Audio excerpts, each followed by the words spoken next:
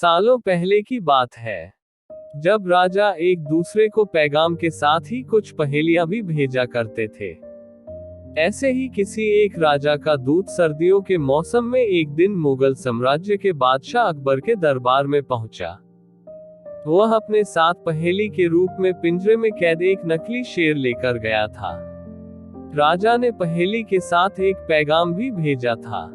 पैगाम में लिखा था कि क्या मुगल राज्य में कोई ऐसा बुद्धिमान है जो पिंजरे और शेर को छुए बिना शेर को बाहर निकाल सके। अब मुगल सम्राट अकबर सोच में पड़ गए कि आखिर शेर और पिंजरे को हाथ लगाए बिना भला शेर को कैसे बाहर निकाला जा सकता है।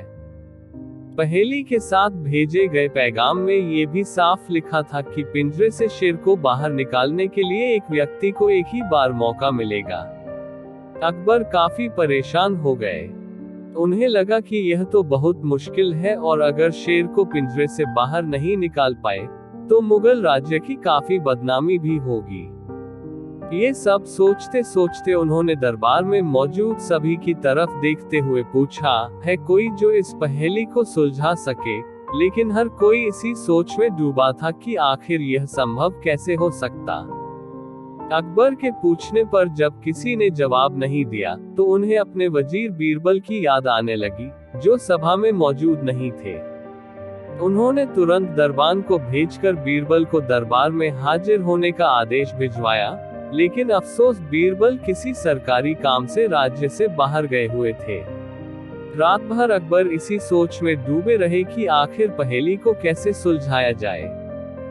दूसरे दिन फिर दरबार लगा, लेकिन बीरबल की कुर्सी खाली देखकर अकबर उदास हो गए। बादशाह ने एक बार फिर दरबारियों से पूछा, क्या किसी के पास इस शेर को पिंजरे से बाहर निकालने की कोई तरकीब है। इतने में एक दरबान अकबर के सामने आया और उसने शेर को पिंजरे से निकालने की कोशिश की, लेकिन वो नाकामयाब रहा। दूसरे दरबान ने पहेली को सुलझाने के लिए एक जादूगर को बुलवाया, लेकिन वो भी विफल रहा। कोशिश करते करते शाम होने को आई, तभी बीरबल दरबार में पहुंच गए। अकबर को परेशान देखकर बीरबल ने पूछा, क्या बात है सम्राट, आप इतने परेशान क्यों हैं? बादशाह ने तुरंत शेर से जुड़ी पहेली के बारे में बीरबल को सब कुछ बताया। अकबर ने बीरबल से पूछा, क्या तुम इस शेर को पिंजरे से बाहर निकाल सकते हो? बीरबल ने कहा, हाँ, मैं कोशिश कर सकता हूँ। अकबर बहुत खुश हुए, क्योंकि मुगल साम्राज्य में बीरबल के जैसा बुद्धिमान और चतुर दूसरा कोई नहीं था। शेर को पिंजरे से बाहर निकालने के लिए बीरबल ने अकबर से कहा कि उन्हें 2 सुलगती हुई लोहे की छड़ व सरिये की आवश्यकता है। शहंशाह ने तुरंत इसकी व्यवस्था करने को कहा। जैसे ही बीरबल को लोहे की छड़ मिली तो उन्होंने पिंजरे को छुए बिना छड़ को अंदर पहुंचाकर उसे नकली शेर पर रख दिया। शेर लोहे की गर्म छड़ के स्पर्श में आते ही पिघलने लग गया, क्योंकि वो मोम का शेर था। देखते ही देखते पूरा शेर मोम के रूप में पिंजरे से बाहर निकल गया। बीरबल की इस अक्लमंदी पर अकबर बहुत प्रसन्न हुए। उन्होंने बीरबल से पूछा, अरे आखिर तुम्हें पता कैसे चला कि यह पिंजरे के अंदर मोम का शेर कैद है? बीरबल ने बड़ी ही नम्रता से जवाब दिया, हजूर, बस शेर को गौर से देखने की जरूरत थी।